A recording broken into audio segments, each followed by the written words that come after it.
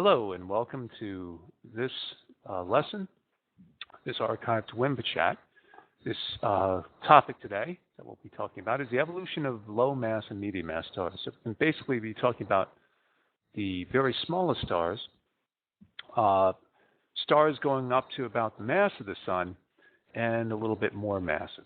So everything's small and medium size. Next lesson will cover the more massive stars, which are certainly the most impressive. Before we actually talk about the evolution, we're basically picking up from last time where we talked about the formation. Eventually, we're going to talk about what happens to the stellar remnants. We need to talk about why stars change. Our own sun's been around for about 5 billion years, so we look at it and it's pretty much the same way it's always been. I mean, it doesn't really change other than it does go through some cycles of magnetic activity. But for the most part, for the last billion years, there's been very little change to our sun. So the changes that take place happen over much longer periods of time than humans have even been around. But we need to understand why these changes do happen. And really, one way to understand this is that stars evolve or stars change because as they use up fuel in their cores, the conditions within their cores change. Basically, you have to understand that stars are getting their energy from taking lighter elements and turning them into heavier elements. So basically, as more and more heavy elements accumulate in the core, that changes the density, it changes the temperature, and it also changes the amount of fuel that's available to participate in the different reactions. So in watching these things, the star really has to balance the gravitational forces that are trying to cause it to compress, and that, of course, is due to its own weight, due to its own gravitational force. Stars are extremely massive, and their gravitational fields are magnitudes greater than what we have on Earth. So there's a tremendous amount of force trying to pull the star in toward its center. It has to balance that inward force with the outward pressure primarily caused by the heat generated by the core. So basically, there are two different regions that we look at when we look at the star. The most important is at the core. That's where all the energy is being generated. That's going to be the source of energy. That's going to be the source of heat. That's going to be the source of the outward pressure that's going to support the star. Okay? The outer layers of the star, the actual part of the star that we see, is going to react according to what is happening in the core. Okay? So really, to understand what happens at the core, we're looking at the outside, which is not, does not give us a direct view of what's going on in the inside. And in fact, we get some very strange effects, because the core and the outside act so differently. For instance, if the core shrinks, it tends to get hotter. It tends to become more dense. Its gravitational pressure becomes greater on itself. And as it becomes hotter, it actually creates more energy supporting the outer layers, causing the outer layers to puff out. So basically, one can think of it as the core getting hotter and denser means that the atmosphere and outer layers are going to become more tenuous, they're going to expand, and they're going to cool down. Now, of course, we can imagine what happens if the core expands and its temperature drops and its density drops. Well, then it doesn't have to produce as much energy to support itself. The net result on the outside is the outside of the star actually shrinks and gets hotter. So, again, what happens on the inside, really is opposite to what's normally happening in the core. The core shrinks, the star's outer layers expand. The core expands, the star's outer layers shrink. The core shrinks, it gets hotter. The star's outer layers get cooler.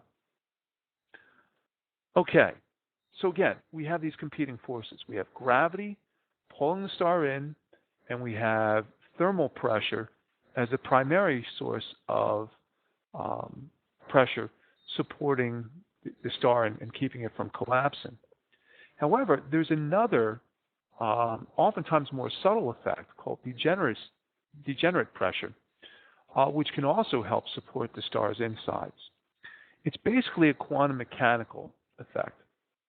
It has to do with the fact that if the atoms are pushed together too much, if all the particles, the nuclei and the electrons, are really under a lot of pressure, they're being squeezed together, they don't like to be on top of one another.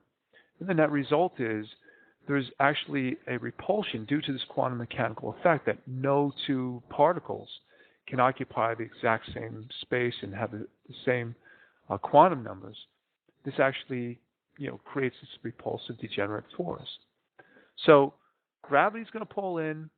Thermal pressure is going to be primarily what supports the star, but in some cases, even the degeneracy pressure, the quantum mechanical pressure of particles being very close together, is going to help support the star. Again, thermal pressure is very easy to understand. Thermal pressure, the more energy you put into the electrons and the atoms, okay, the more you heat a gas, the more it wants to expand. So the internal pressure for normal gas is basically due to the collisions of all these different particles, atoms and molecules, or in the case of plasmas, the electrons and the ions. And again, as the gas gets hotter, the thermal pressure is going to increase. Now, for an ideal gas, the temperature of the gas is directly proportional to the kinetic energy of all the particles, or the average kinetic energy of all the particles. So, again, you increase the speed, you get larger momenta between the collisions, or larger momenta transfers between the collisions. That's going to push the particles apart, and that's going to cause the gas to expand. So basically, with an ideal gas, as the temperature increases, two things are going to result. Either one, the volume is going to increase, or two, the pressure is going to increase. Now again, besides the thermal pressure, there are instances where we have to consider this degenerate pressure. Degenerate matter is any type of matter that has a strong quantum mechanical internal pressure where it wants to repel the particles within itself. Degenerate matter is so highly compressed that basically it deviates strongly from the ideal gas law. In this, where we have the electrons on top of each other, we call them electron degenerate. The electrons repel each other not only due to their electrical repulsion, like charges repel, but also due to quantum mechanical interactions. The repulsion from degenerate matter does not come from collisions. So basically, if you try to increase the temperature, it doesn't necessarily produce more pressure. And this is going to produce some strange things that happen. So, again, the gravity wants to pull the star inward, and thermal and degeneracy pressure are the only things that are preventing this collapse. So when heat cannot support the gravitational force of the star, the core will contract. As it gets hotter, the core generates more and more energy because fusion reactions will speed up. If the density gets too high, however, then the degeneracy pressure tends to take over. So again, if the density is fairly moderate to low, thermal pressure is important. If the density is really, really high, then quantum mechanics takes over and degeneracy takes over. Okay, so sorry for the quantum mechanics lesson. It's a very complicated system, but we do need to understand what's going on. So let's talk about the small to medium-sized stars. Again, in this chapter, we're basically going to concentrate on a few different class sizes of stars. In some cases, some objects that are not even truly stars. Okay? The first thing that we're going to look at are the non-stars, if you will. These are called brown dwarfs. They're basically giant versions of Jupiter, if you will. They're somewhere between Jupiter and our own sun. And they're too low in mass to fuse hydrogen. They actually do fuse an isotope of hydrogen called deuterium, but they're generally too small to get energy from fusion. Basically, there's so little deuterium in a star that even though brown dwarfs can fuse this, it's really not going to contribute very much to the overall star's longevity. Then we're going to go to low mass stars. These are typically called red dwarfs as opposed to the brown dwarfs. They're much lower in mass than our sun. They're basically anywhere from 8% to about 50% of the mass of our sun. And if you look at the HR diagram, they generally fall in the bottom right-hand corner. And finally, we'll talk about stars that are like our sun, and these are the medium mass stars going anywhere from the M class to the B class. So when we look at the different class stars, we have the brown dwarfs on the substellar size, the red dwarfs as M class stars, and then K, G, F, A, and part of B, really the cooler B stars being on the medium side. So let's start with what's not a star. Let's start with the brown dwarfs. Now again, brown dwarfs just don't have enough mass. There's no fusion. Basically, they form hot. Stars, if you remember, in our discussion of stellar formation, stars form hot. And brown dwarfs are no exception. The infalling matter, when they form, due to friction and due to the conversion of gravitational energy into thermal energy, makes them big balls of hot gas.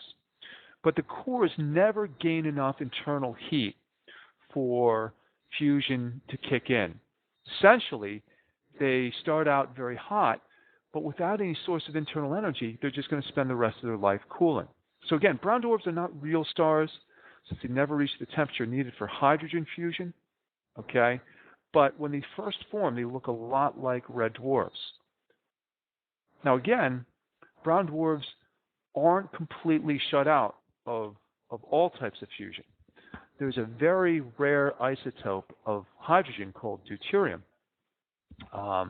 which occurs at a concentration of 15 1,000ths of a percent.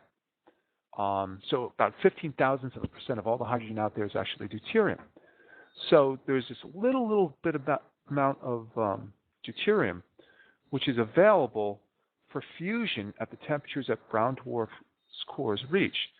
But again, there's just not enough of this to make a serious contribution to the star's internal energy. So this provides, just not enough to keep the star hot. It's just going to keep cooling down. Now again, when brown dwarfs first form, they look pretty indistinguishable from your M-class red dwarf stars, the real stars. They form pretty hot. But as they cool, again, without a source of energy, they're just going to keep radiating energy into space.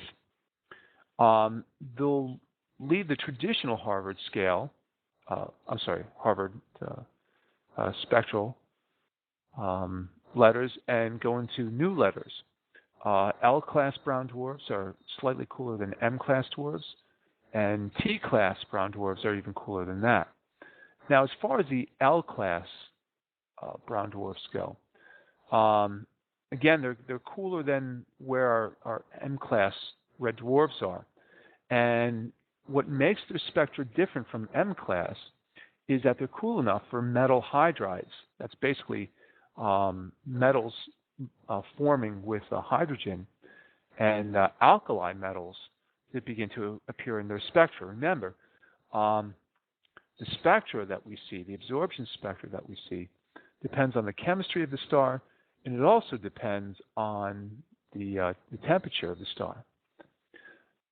Now, this is from 1,300 to about 2,000 degrees Kelvin. If we drop under 1,300 degrees Kelvin, even more spectral lines will appear. And this time, due to the presence of the molecule methane. Methane is 1 carbon and 4 hydrogen, and this can exist at temperatures between 770 degrees Kelvin and 1,300 degrees Kelvin. The weird thing about this is methane, as we learned from Neptune, strongly absorbs in the red part of the spectra and re-emits in the infrared. So if you were to see one of these T-class brown dwarfs, they still sort of have a reddish tinge, but they'd also sort of have this purplish hue to them. So a little bit unusual there. Now again, brown dwarfs are just going to simply cool off, starting out, red hot, cooling down to the L class, the T class, and we suspect that, and I think there's been one candidate for Y class, but we suspect that they'll even cool far enough below the T class brown dwarf and enter this new realm called Y class brown dwarfs, where even more sophisticated molecules will begin to form. Now again, brown dwarfs are generally quite cool. If a brown dwarf behaved like an ideal gas, it would continue to shrink as it cooled until it just was extremely dense and cold. But brown dwarfs don't need that thermal pressure that normal stars need to support their weight. They're not that heavy. In fact, most brown dwarfs are about the size of Jupiter, even though to be a brown dwarf, they have to be at least 13 times more massive than Jupiter. So for the brown dwarf, the reason why it doesn't get any smaller as it gets more massive is because of this degeneracy pressure. As stars go, they're not really all that dense. But without a lot of gravitational pressure present, even the small degeneracy pressure keeps the brown dwarfs from getting any smaller than about Jupiter size. Here's what a brown dwarf would look like compared to the Sun. And again, brown dwarfs are generally about the size of Jupiter. And that means that they have about 10% of the radius of the Sun. Good example of a brown dwarf is Gliese 229b. And this is actually a companion to a red dwarf. 229b was the first brown dwarf ever to be discovered. And 229 is actually a binary system where the large star is an M-class red dwarf. Gliese 229a is a real star. It's a M-class red dwarf. And B is a smaller orbiting companion that's many, many times dimmer, and it is a brown dwarf. Now, look at this picture. In this picture, we see 22A, your red dwarf, and we know red dwarfs are not very bright at all. But compared to it, the brown dwarf is significantly less luminous. The red dwarf is basically overexposing the film, and we can barely see that brown dwarf. So again, even though red dwarfs are hundreds, if not thousands of times, and sometimes less luminous than our own Sun, a brown dwarf would be significantly less luminous by many magnitudes than even the red dwarf. The interesting thing is, even though a brown dwarf doesn't have a lot of fusion going on, it does have some of the same magnetic properties that our Sun has. Now, our Sun goes through cycles where the magnetic activity becomes greater and less, and during heightened periods of high magnetic activity, we can get solar flares. These solar flares really correspond to very little energy compared to the total output of the Sun, because the Sun is just so incredibly bright. That photosphere is putting out a tremendous amount of energy. But for the brown dwarf, there's very little energy radiating into space. We already saw from the previous picture, they're just not very bright. So the magnetic activity that takes place, even though it's less than what we see on the sun, in comparison to the power output, the light output from these things, the magnetic activity can actually produce some fairly energetic events. So just like our own sun, the interior heat drives convection within the brown dwarf. Convection also drives surface storms and disturbs the magnetic field. And as with the sun, the magnetic field becomes distorted. We believe it would break through the surface, creating star spots and flares. These flares can actually generate more energy than the entire brown dwarf for a very brief instance. So we have observed some flares in brown dwarfs. Just like in our own sun, these flares manifest themselves as a burst of X-rays. Here we see a brown dwarf without any flare activity, and all of a sudden, in this X-ray photo, we see a pretty significant X-ray presence in a place where none was observed before. Now, one question that often comes up, because one of the most important questions that we can answer in astronomy is, can life exist outside our own Earth? We've never discovered life outside our own Earth, but the question is always, can life exist?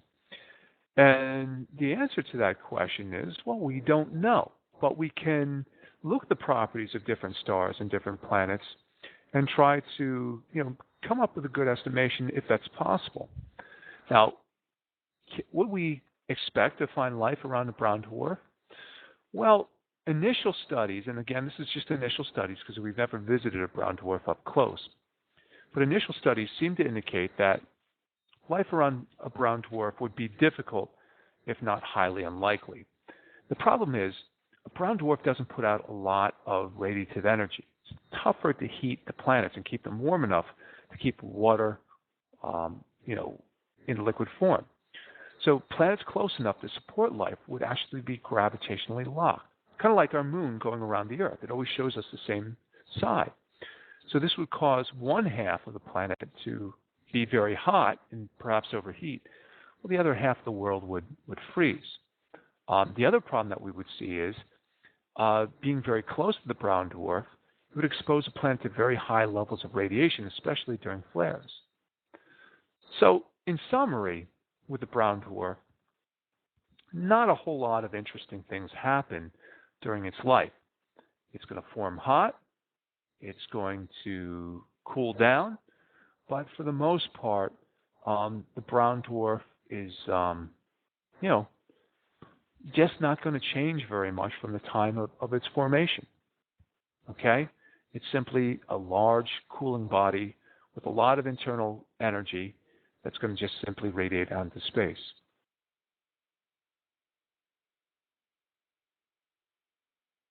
Let's talk about the low mass stars. Now, with the brown dwarf, we never begin hydrogen fusion. You remember, after the protostar forms, okay, the core is going to get hotter and hotter, and eventually the core is going to reach the ignition temperature for hydrogen fusion. That doesn't happen in the brown dwarf. But when it does happen in the star, okay, the star makes its way to the main sequence. Now, first of all, let's start with the lowest mass stars. Stars, again, between about 8% of the mass of the sun up to about half the mass of the sun. We use 8% as a limit. However, there are some studies that seem to indicate that stars may be able to fuse hydrogen at masses as low as 6%. But it's hard to say what would exactly happen here. What may happen is that the hydrogen fusion may kick on initially and then might shut down on the borderline. So it may start out as a star and it might actually shut down and become a brown dwarf. But again, the stars that are about 8% of the mass of the sun to about 50% of the mass of the sun are the ones that we're going to be interested in talking about here. Now, these stars are relatively cool.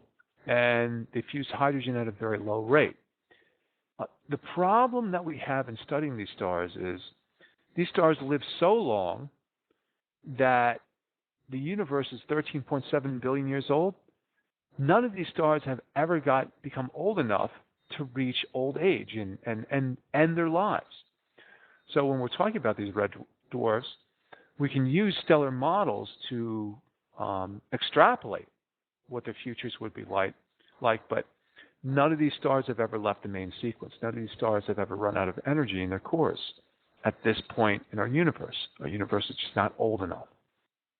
So again, these low mass stars, they comprise about 70% of all the stars that we know of. 70% of all the stars we know of are red dwarfs. And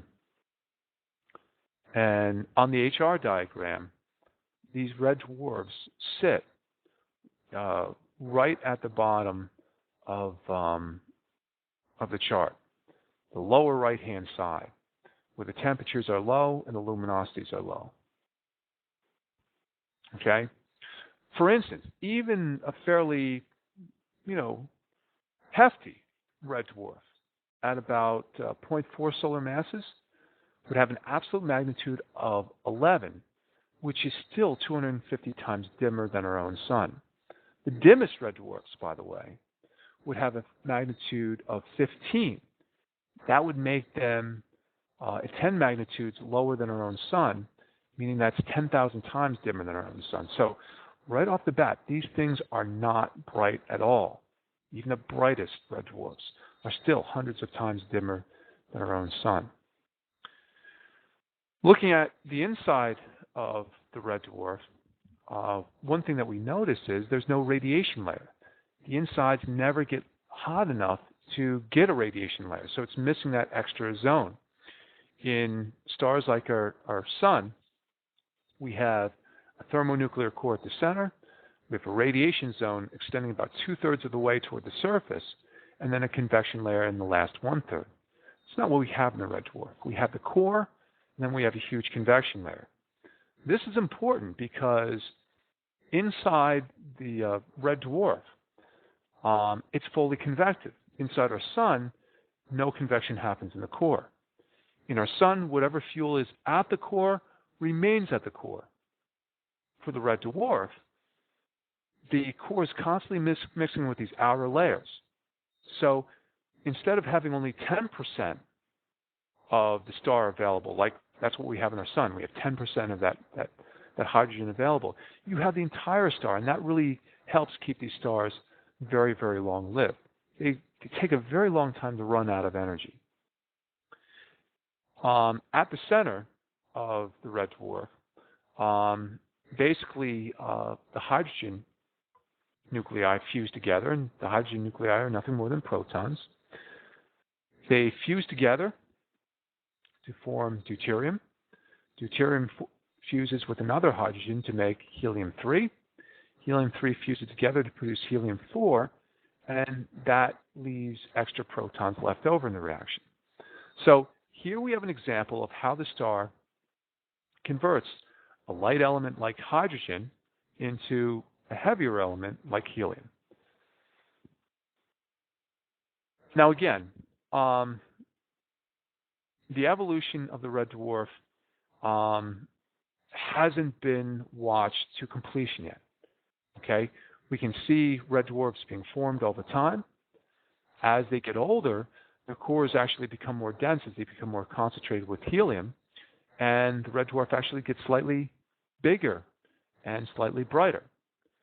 But at some point, when the core runs out of hydrogen, there's going to be nothing to support it, and the star will shrink to become a white dwarf. Okay? Again, we say eventually. But it's presently accepted that even the more massive red dwarfs are going to live for about 100 billion years, which is about 1 order of magnitude longer than the age of our universe. So, get a long time to wait to see one of these things run out of energy. Let's look at some examples of red dwarfs. Our closest neighbor, in fact, is a red dwarf. Remember, these red dwarf stars are very, very common. red dwarf stars make up the majority of all the stars that are out there, which actually makes our sun quite extraordinary. Okay? A lot of times we say that our sun is a middleweight star. Well, if you look at the median weight for stars, of all the stars that are out there, if more than 70% of all the stars are red dwarfs, that means the median star is a red dwarf. In any case, Proxima Centauri, the closest star to Earth, it's part of the Alpha Centauri system, but because of its orbit, it's actually closer to us than the two larger stars, Alpha Centauri A and Alpha Centauri B. It is 4.34 light years away, and it has an absolute magnitude of 15.5. Because it's very close to us, its absolute magnitude is actually 11, and this is still 100 times too dim for us to see without the aid of a telescope. I don't know if you remember the visual magnitude scale, but the brightest star in the sky is Sirius, and Sirius has a magnitude of -1.5. Okay? The dimmest star that you can see in a good sky, I mean better than what you see in Jersey City. Jersey City can probably see down to magnitude 1 if you're lucky. But in a good sky in the country, you can probably see down to magnitude 5. In an excellent sky, a really dark sky, the best that we can do is get down to magnitude 6. So Proxima Centauri is still 5 magnitudes too dim to see, which basically means that it's 100 times too dim to see without a telescope. Now, its spectral class is M5.5. Its surface temperature is 2,700 degrees, so it's a pretty typical red dwarf. Another red dwarf is Barnard star. Barnard star is notable because it has the highest proper motion of any star, and this was first noted by its discoverer, E. Barnard, in 1916. Again, it's too dim to see with the naked eye, and it's more massive than Proxima Centauri, and it has a spectral class of M4.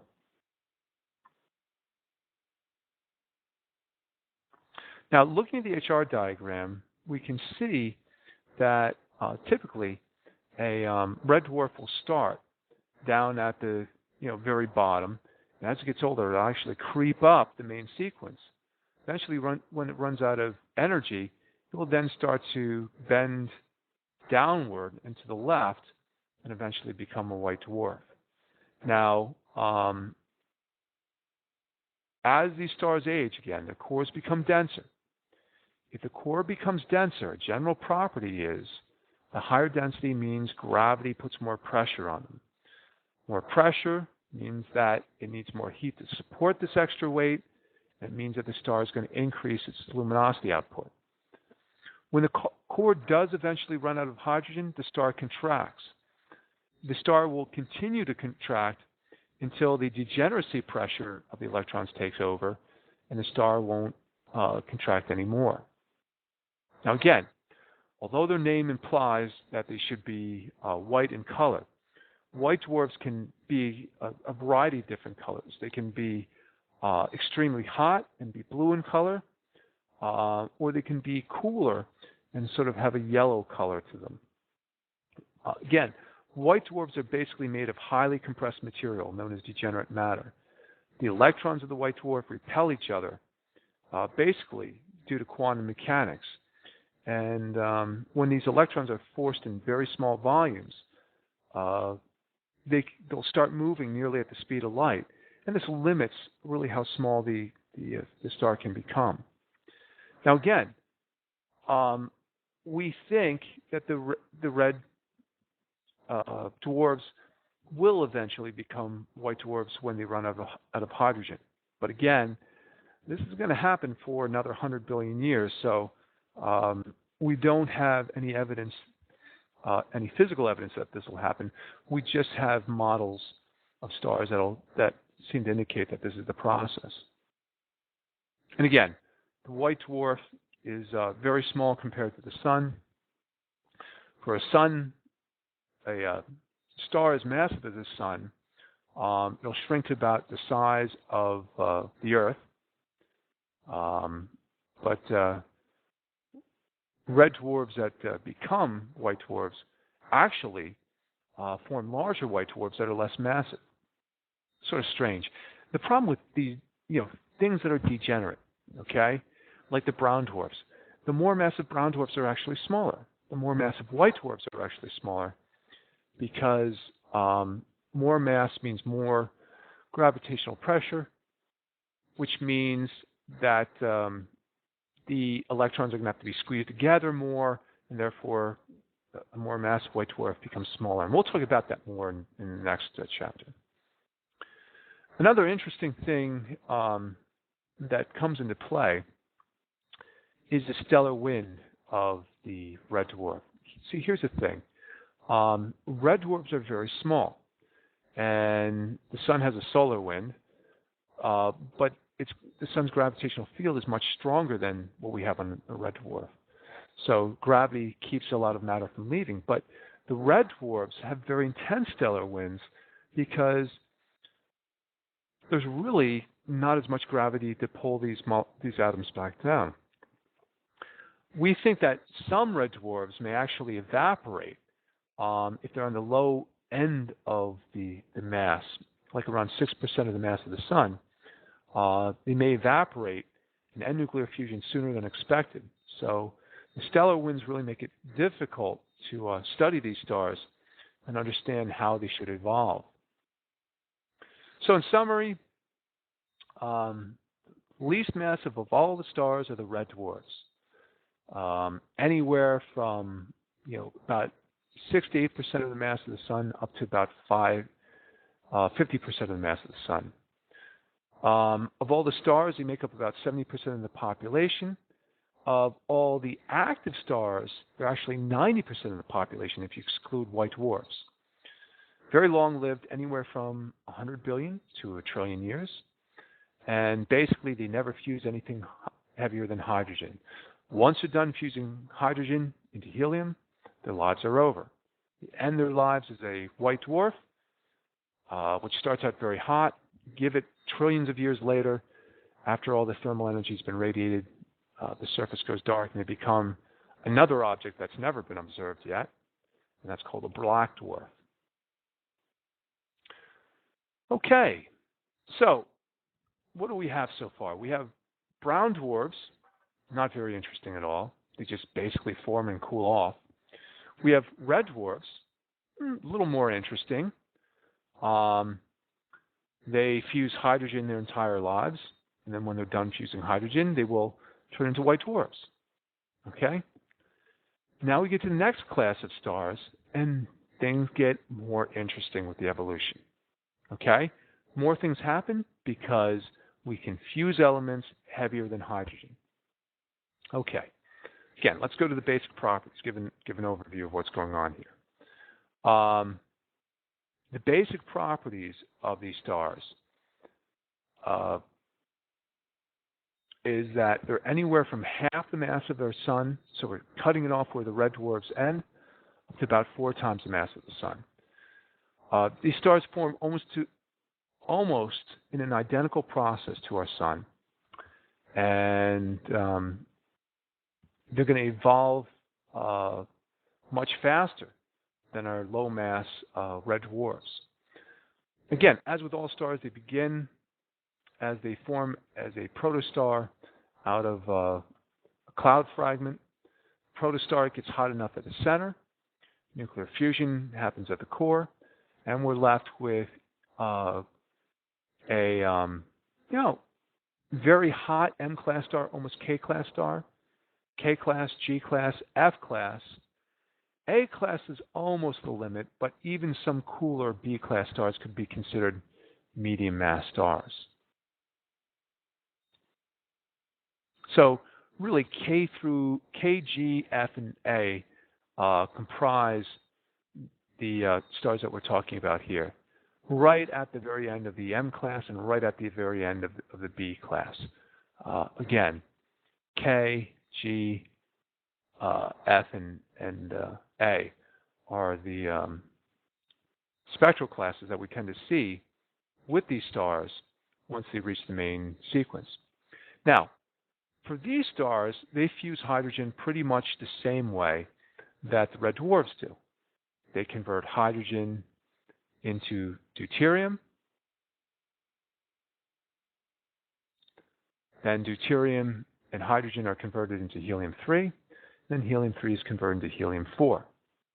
Stars like our Sun, this proton-proton chain fusion, as it's called, is a primary source of energy.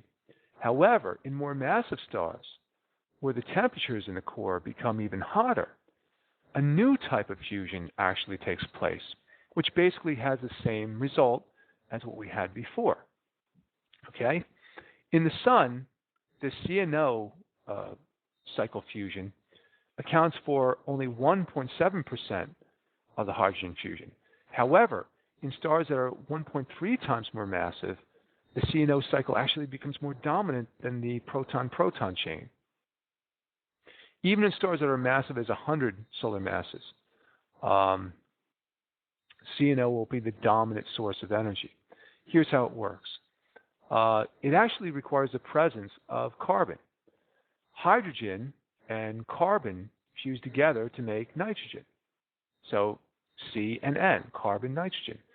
The nitrogen then decays back into carbon, but a new isotope of carbon called carbon-13. That combines with hydrogen to form a new isotope of nitrogen, nitrogen-14. That combines with hydrogen to produce oxygen. The oxygen decays back into nitrogen and then combines with hydrogen, and that produces helium. So all the carbon, nitrogen, and oxygen are basically recycled in this process. The only thing that changes in here is hydrogen goes in, helium goes out. So the carbon, nitrogen, and oxygen in its different forms pretty much acts like a catalyst and helps in the reaction. Well, let's look at some examples of medium mass stars. We've already mentioned one example of a medium mass star, and that is a neighbor to Proxima Centauri. Proxima Centauri is the red dwarf, and the two closest stars to Earth besides Proxima Centauri are Alpha Centauri A and Alpha Centauri B. Can't see them in our part of the world. However, if you go to the southern hemisphere, they appear as one star in the sky named Rigel Kentaurus. Another good example is Sirius, the brightest star in the sky. And right on the edge between being a medium mass and a high mass star is the star Vega. So let's take a look at Alpha Centauri first. Again, there are two stars here. It's a real nice thing to look at because Alpha Centauri B is actually a K-class star, and Alpha Centauri A is a little bit bigger than our Sun. It's also a G2 star like our Sun, which is a little bit hotter. So that puts Alpha Centauri A as a yellow main sequence star like our Sun, and Alpha Centauri B as an orange main sequence star. Again, the brightest star in our sky is Sirius. Sirius is a good example of a medium mass star right at the upper end of the mass scale for medium mass stars. It's an A1 Roman numeral 5 class star, which means it's a hot A-class star. And again, remember, that borderline between what is medium mass and high mass, in our definition at least, is right between that difference between A and B. Vega is another example of a star more massive than our Sun. It's an A0 Roman numeral 5, so it's right on the edge of being a medium mass star. It's almost a high mass star. Slightly hotter than Sirius. It's also slightly more luminous. It's the fifth brightest star in the sky, and you can see it in the constellation Vega. This is a circumpolar constellation, so it's always up in the sky in our part of the world. Now again, the interior of these stars is the same as the interior of our Sun. There's a thermonuclear core at the center. There's a radiation region. And the hotter the star is, the bigger the radiation region is. Outside the radiation region is a convection layer. So we'd expect stars like half the mass of our sun would have a very small radiation region and would be mostly convective. Stars much hotter than our sun, like Sirius or Vega, would have a huge radiation region, but the convection layer would be very thin and close to the surface. Now, the time that the star spends on the main sequence depends on how much hydrogen it has in its core. If it's more massive, it's going to use up more hydrogen. So less massive stars that are half as massive as our sun can last 10 times longer because their luminous output is much, much lower than our sun. We know our sun will probably be around for 10 billion years. It's already used 5 billion years up of that. And again, we compare all the other stars to the luminosity of our sun, which we set at 1. At only 50% bigger than our sun, 50% more massive than our sun, okay, you shrink the time on the main sequence down to less than a quarter of how long the sun will be around. Look at this. If the sun were only 50% more massive, it would have been gone by now. It would have been gone through its red giant phase and would have become a white dwarf. And we would have been we'd never have had the chance to exist. Although at 50% it does put out quite a bit more power, over 3 times more, it lives a much shorter period of time. 3 times the mass of the sun, less than 1 billion years of life. 4 times the mass of the sun, less than 1/100th the lifespan of our sun, because it's putting out 5 times more energy, because it needs 5 times more energy to support that extra weight. So there's not a linear relationship here. A little more mass creates a lot more energy, or needs a lot more energy, I should say, to support itself, which means you're going to run out of fuel in a much shorter period of time. Intuitively, we think, hey, you know what? If a star is more massive, it's got more hydrogen in its core, it should last longer. But that doesn't take into account the fact that the more massive stars are going to burn that fuel up at a much higher rate, okay? Not proportional to their mass, far beyond proportional to their mass, and therefore they burn out quickly. Now, eventually, what happens when the hydrogen runs out? Well, what's been happening inside of these stars is at the very center, it's been accumulating more and more helium. So that core is becoming denser and denser with this heavier element, and as it becomes denser, it tends to shrink and it actually gets hotter. Eventually, as it runs out of hydrogen, something strange is going to happen. The nuclear fusion in the core is actually going to shut down, or nearly shut down. And it's going to enter what's called the subgiant phase. You would think if I suddenly shut down the source of energy that is supporting the star would then shrink. That's not what happens. The core shrinks, but the outside begins to expand a little bit. So when stars about half the mass of our sun or less run out of hydrogen, their lives are basically over. But for sun-like stars, their cores contract, get hotter, but never reach the temperatures needed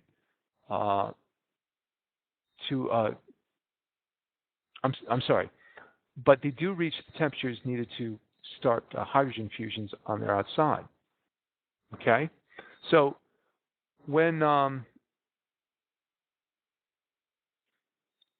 the subgiant star begins to form, the core basically shuts down. It's almost all helium. Okay? It has no hydrogen left, so it has no fuel left.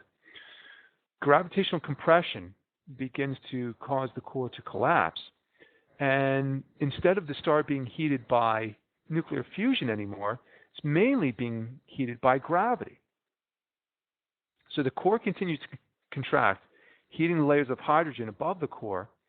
And again, there is some nuclear fusion that does take place, but really gravity becomes the primary source of energy.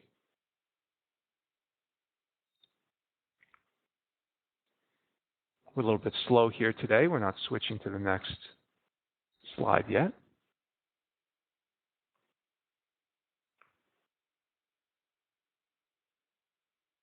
Okay, here we go. So during the subgiant phase, what we tend to see is it doesn't become obvious, but when the core begins to contract, the star becomes brighter and a little bit cooler. It doesn't make a huge shift, but if we were to watch our sun as it ran out of hydrogen in its core, we would notice that it would start to swell, but not really change its temperature very much. Now, a star that sort of fits this is Procyon, one of the brightest stars in the sky. This is a star that we believe has reached the end of its main sequence phase. We think it's run out of hydrogen in its core. And it still looks like a main sequence star, except for it's a little bit bigger and brighter than it should be. It is what's called an F5, so it's a yellow-white star. It's slightly hotter than our own sun. Roman numeral 4. I'm sorry, that should be Roman numeral 6. I made a mistake there. Subgiant, and it will begin to expand and eventually become a red giant. So here's the thing. It's about 1.5 times the mass of the sun. So therefore, it should only be about 3 times brighter than the sun, but it's 7 times brighter than the sun. So again, it seems to have ended its hydrogen fusion at the core. Now eventually, when the star reaches its red giant phase, hydrogen fusion will kick on again. Here's what happens. We've left the main sequence. Basically, that happened when this helium core built up. But the helium core has been shrinking and getting hotter and hotter. Eventually, the hydrogen that surrounds the helium gets so hot it begins to fuse.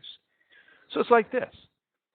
The core is no longer being heated from the outside.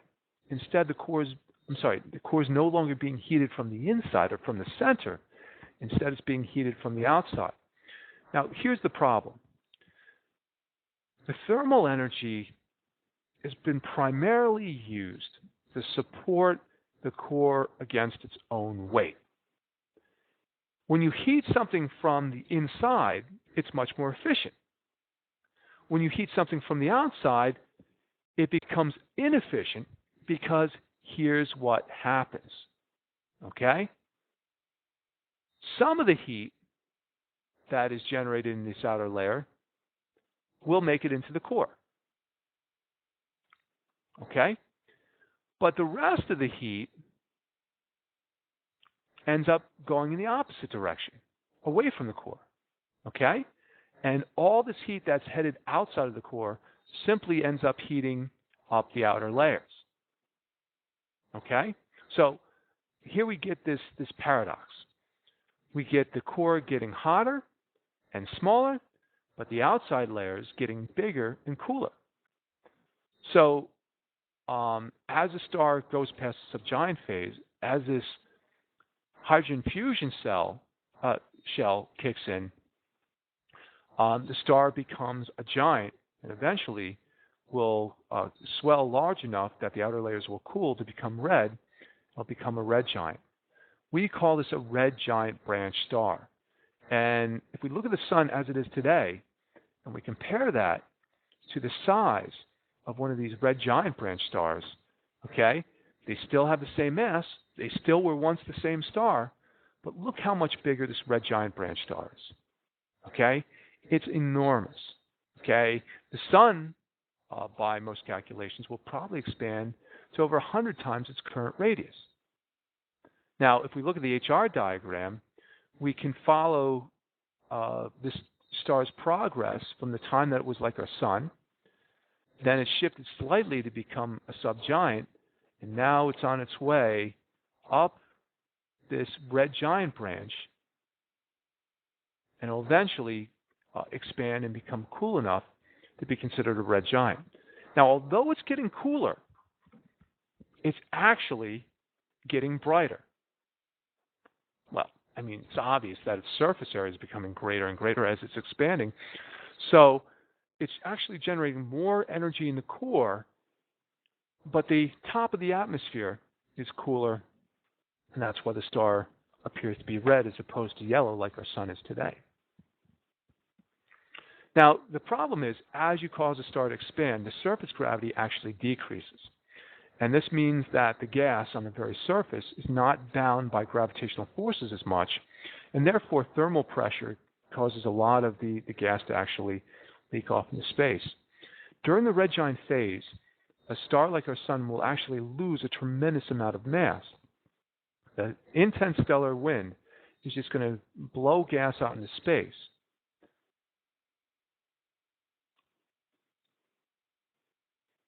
And again, this is supposed to happen in about 5 billion years. All the hydrogen will be used up. The solar wind will become more intense.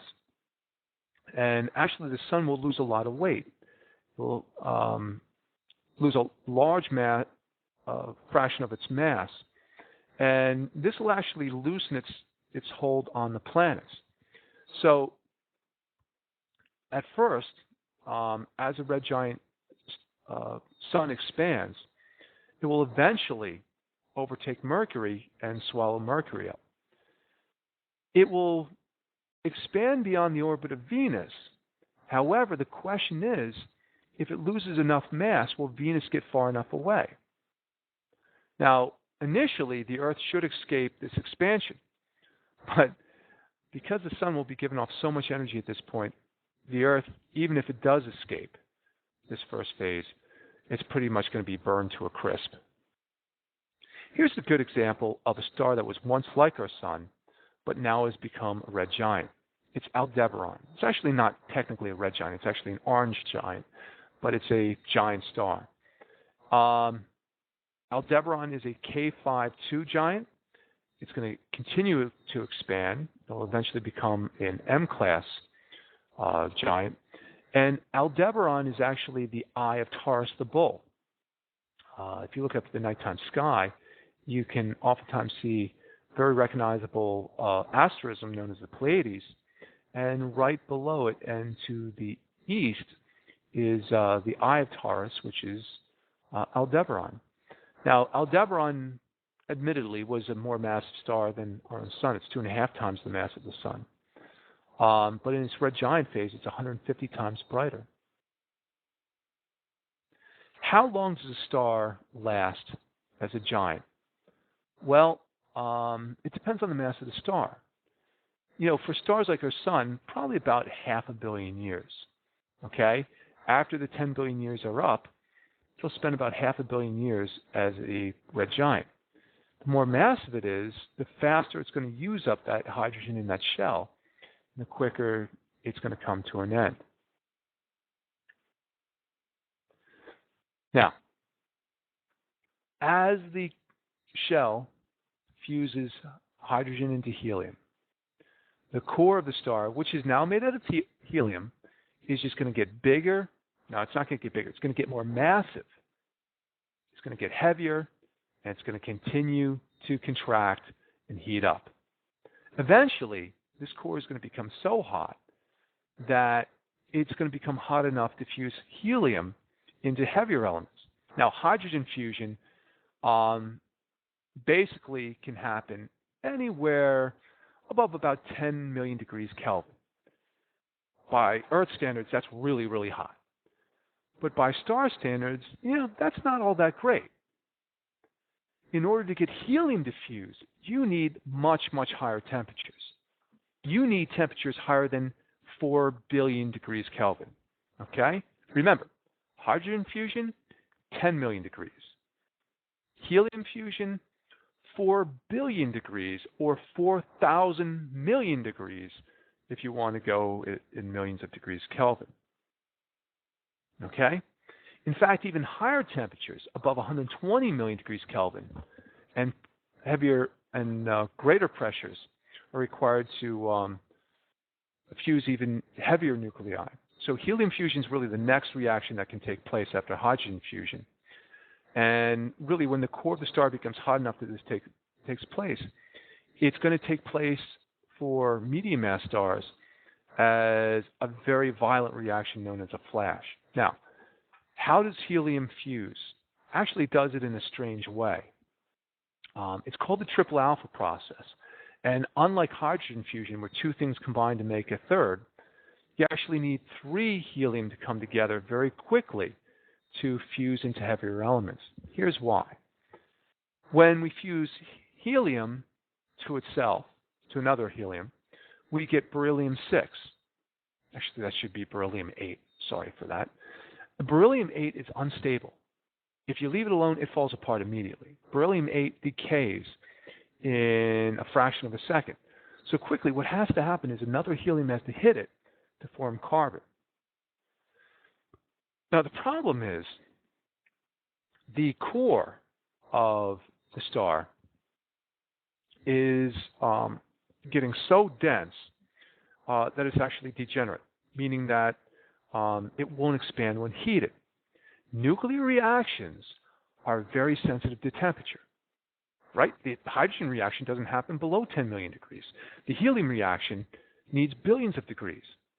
But a small increase in temperature usually causes the core of the star to expand, causing it to cool off. Sort of temperature regulates. If we hold the density high, okay, we don't allow the core to expand, instead of the volume getting greater, the temperature is going to get greater. If the temperature gets greater, the reaction goes faster. If the reaction goes faster, the temperature gets greater. It becomes a feedback reaction. It becomes a runaway reaction. And the core nearly detonates, nearly explodes. But fortunately, before this runaway reaction can get too out of control, the helium core will expand enough to lift it out of its degeneracy, and it becomes like normal thermal matter. So basically, the helium flash reverses the degeneracy in the core, reverses the contraction that's been taking place over billions of years. And as the core expands, the outer layers will actually get smaller. Now, during helium fusion, other things can actually be created. Okay? The carbon that's created during the triple alpha process, when three helium come together, can actually fuse with other helium. This happens at a much lower rate to produce oxygen-16. In fact, the oxygen that we breathe was probably produced in stars like our sun, which reached a very old age. Another element, neon, can be created by a similar process. Once you have the oxygen-16, that can combine with helium-4 to produce neon-20. Now, after this core goes through its flash, the core expands and it begins to actively fuse helium. And the hydrogen shell, now also expanding on top of the core, no longer has a high enough density and temperature for fusion to take place, and it shuts down. Okay? So it's kind of interesting here because the core was active during the main sequence, but there was no shell. During the next phase, it was the shell that turned on and the core that turned off. Now, the shell is turned off and the core is back on. Now, when this happens, once again, remember, the core is expanded, so the outer layers will contract. This is called a horizontal branch star. And the reason why we call it a horizontal branch star is, if we look at the HR diagram, the star originally was this red giant branch star. And all of a sudden, the flash in the core causes the core to expand. It jumps discontinuously down to this right here, where a whole bunch of these stars will gather and basically stay there for a while in a stable state.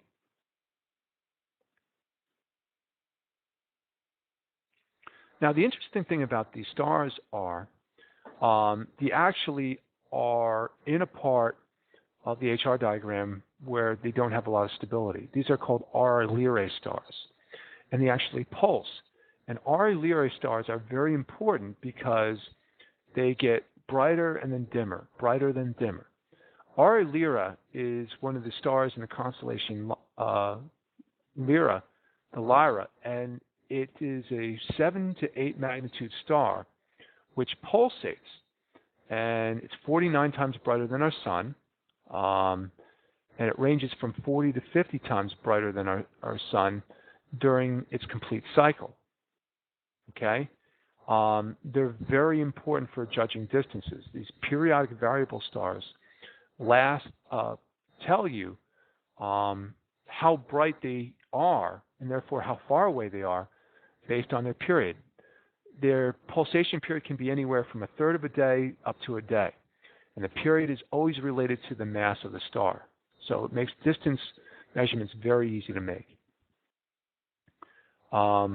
Unfortunately, in WIMBA we can't see this, but if you look at the actual PowerPoint, the blue stars right here, you can actually see get brighter and then dimmer in the movie, and these bluer stars are these horizontal branch stars. Again, there are the red giant branch stars. Okay, they appear to sort of be orangish yellow here. And the bluer stars, are the hotter, denser, are Lyrae stars. Now, stars like our sun have a higher concentration of metals, basically elements heavier than helium.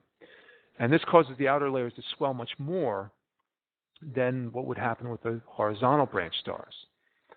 So for our sun, it probably won't contract like the horizontal branch stars do. It'll contract a little bit, but it will be much cooler. And if we look at the HR diagram, it would probably, instead of going from red giant branch star down to here, where it would be hotter, it'd probably end up somewhere much redder. Probably go just straight down and just be a cooler a dimmer red giant. So we're still in the giant phase of the star, and we have to understand that the stars spend most of their life on the main sequence. These different phases that we're talking about happen very rapidly compared to the total lifetime of the star. The next part of the giant phase is what's called the asymptotic giant branch. And these asymptotic giant branch stars actually have two parts to them. There's an early phase and a light phase. But as things are happening, they're happening faster and faster. So this asymptotic giant branch star only has this phase for a very, very short period of time. Now, basically what's happened is the core has been fusing helium into heavier elements like carbon and oxygen, producing a new and even heavier core underneath it. Surrounding it is this hydrogen layer, which basically turned off when it entered the horizontal branch. So essentially what we have is the old core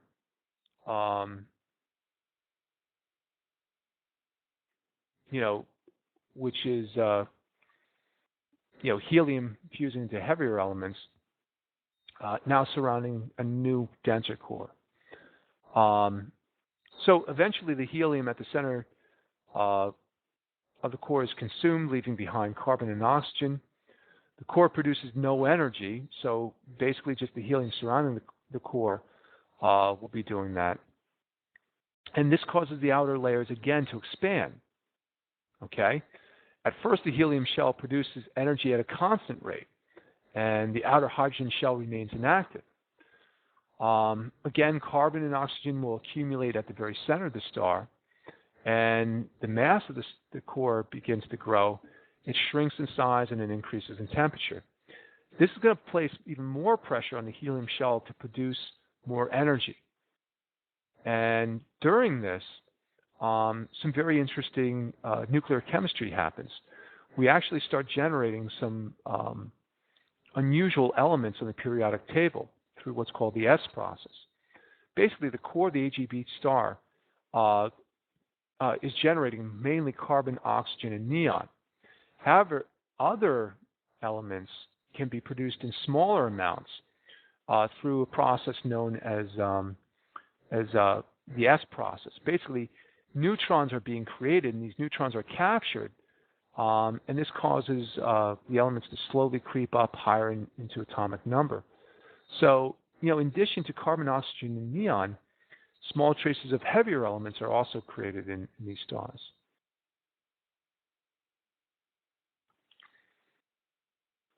Again, as the carbon and oxygen core grow, the helium shell eventually shuts down, leaving the hydrogen shell to produce energy. Even though it's inactive, the helium shell also continues to grow because hydrogen is being fused into helium. Okay? The hydrogen shell is now dumping any of its spent helium, adding more mass to the core. Now, when the helium shell reaches a critical mass, it's going to turn back on, but again, it's going to undergo another helium flash. The problem here is this pulse of energy really creates a lot of turbulence and really disrupts the star. This causes the outer layers to puff out, and now the star begins to make its journey again upward and to the right on the HR diagram. Okay, so it's getting even bigger and in fact even brighter than it did before. In fact, an asymptotic giant branch sun would be even larger than when it's on the giant phase. And in some models, it has the sun puffing out to about 200 times its current diameter. The problem is, if the Earth survived the giant branch phase, it's probably not going to survive the asymptotic giant branch phase. These pulses from the helium flashes will most likely destroy Venus if Venus hasn't been destroyed before, and will also probably cause the Earth to be completely consumed. Now, the interesting thing is, these pulses and all this turbulence actually kicks up material from the core and brings it to the surface. One of the elements that's brought to the surface is carbon. And carbon, at the low temperatures that the outer layers have reached, begins to form complex molecules. And basically what happens is, you can think of it this way. Whenever you burn a fire, okay, one of the results of a fire is, if it's burning very cleanly, it'll produce carbon dioxide and water vapor. If it's not burning cleanly, you get this black smoke, which is basically carbon. It's soot. This is sort of like the same thing that's happening inside these stars, even though there's no chemical reaction there. It's dumping a lot of carbon into the outer layers, so you're creating a lot of the soot. And this pollutes the atmosphere of the star, and carbon likes to absorb visible light, letting only red light through. So in the last phases of the stellar evolution, the stars actually appear to be very, very red, very deep red, like this star right here, called IRS 06088 plus 1909. And one of the most famous carbon stars is Mira. It's also known as Omicron Ceti in the constellation Cetus. And it's an old AGB star. It's basically a star at the very end of its life. It pulses with a period of 332 days. And it changes its brightness from 2 to about 10 times. From magnitude 2 to about 10, which is several hundred times difference. And what's basically happening here is, as Mira pulses, it dramatically changes its size, but it's actually changing the opacity of the gas and dust that surround it. The environment of these stars is very, very polluted. There's a lot of stuff that's been thrown off into space. We can imagine going near one of these stars, and what we'd observe is that, unlike our sun, where just have basically a star at the center, and you have a slight stellar wind, you have these huge clouds of dust forming around it, and then a really dense disk of mainly carbon dust, which almost makes these stars look like a newly forming star. It has a disk around it again, but this time instead of the matter falling into the star is giving off this material.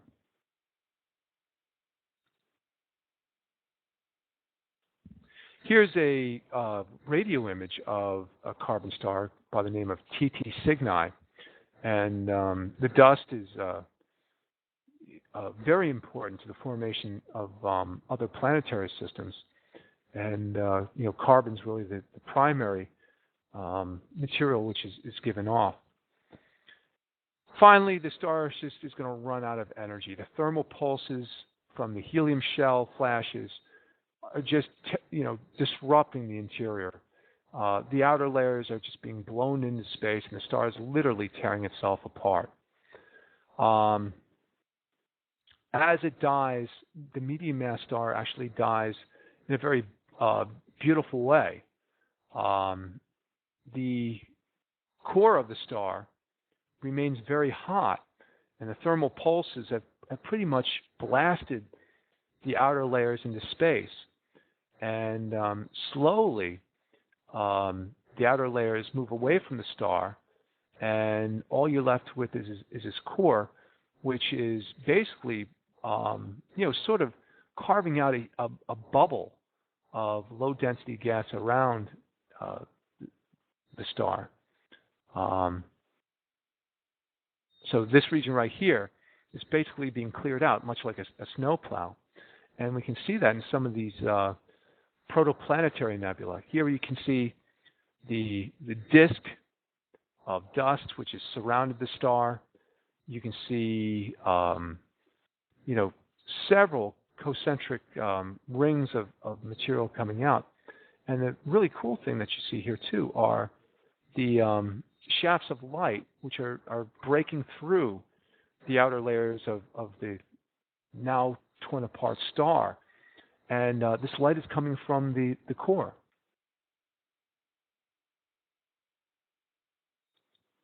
Here's some other examples of protoplanetary nebula. Again, here's a disk that you see here, and the light is starting to break through. The disk is right here, and you can see the bubbles of gas which are being blown out into space. Here's another one. The disk is barely visible here, but you can see jets of material being blown out by the core of the star. And that dark area is really the outer layers of the star, which have now been blown into space.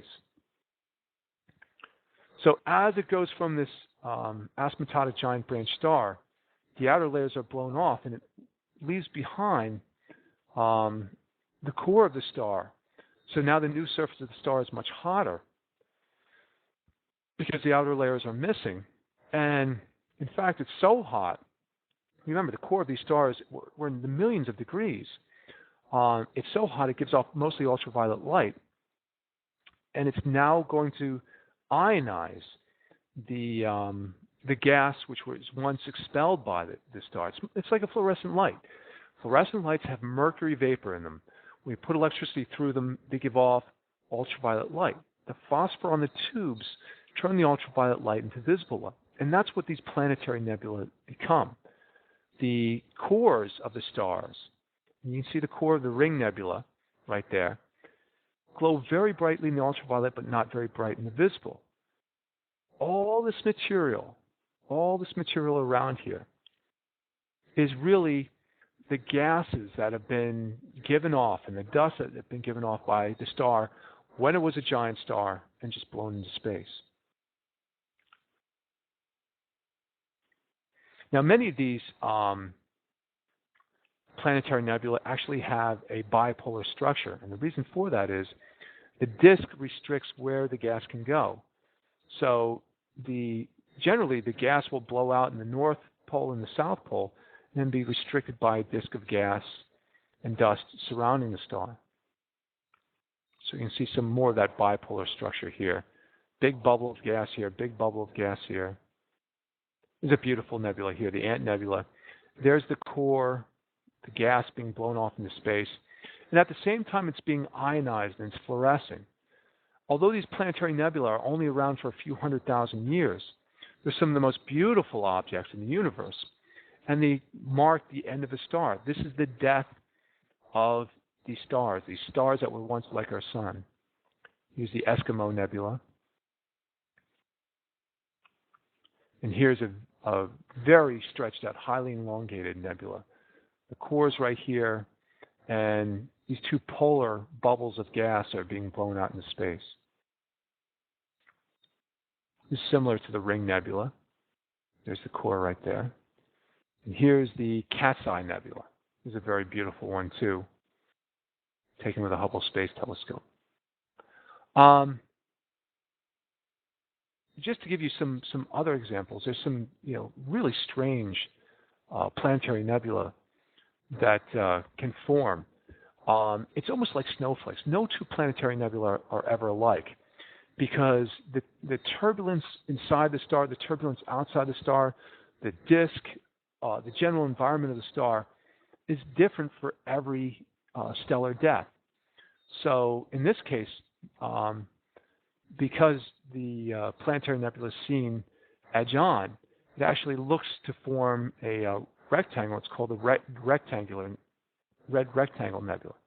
Here's another one called the Red Square Nebula. And what you're really seeing is the axis of this. This is a line going through the North and South Pole, go off in this direction. So the gas is being given off in cones in opposite directions. So in any case, in summary, sun-like stars are going to form inside molecular clouds just like all stars. They spend most of their life on the main sequence. Okay? So most of their life is very uneventful, much like our sun. In fact, our sun has been doing what it's been doing for about 5 billion years. It's going to continue to do the same thing for about another 5 billion years. Things get interesting when a star dies. Okay, when a star reaches the end. That's when it gets brighter, that's when it gets bigger, that's when some very interesting things take place. For the red dwarf, nothing very interesting takes place because it runs out of hydrogen, the system shuts down. But for stars like our sun, when the hydrogen is depleted, it then goes on to fuse helium in the core into heavier elements and hydrogen into shells. And this leads to the different complex giant phases that we see. Okay? Again, you don't have to know the individual phases, but at first it reaches, after being a subgiant, it becomes a red giant branch star. It'll then become a horizontal branch or a red clump star, and finally it ends its life as an asymptotic giant branch star. And when the helium flashes have removed the outer layers, you're left over with a planetary nebula. Okay, that's about it. Next time, we'll talk about massive stars. And they die in an even more spectacular way. We can see the trend here. The more massive, the more spectacular the end.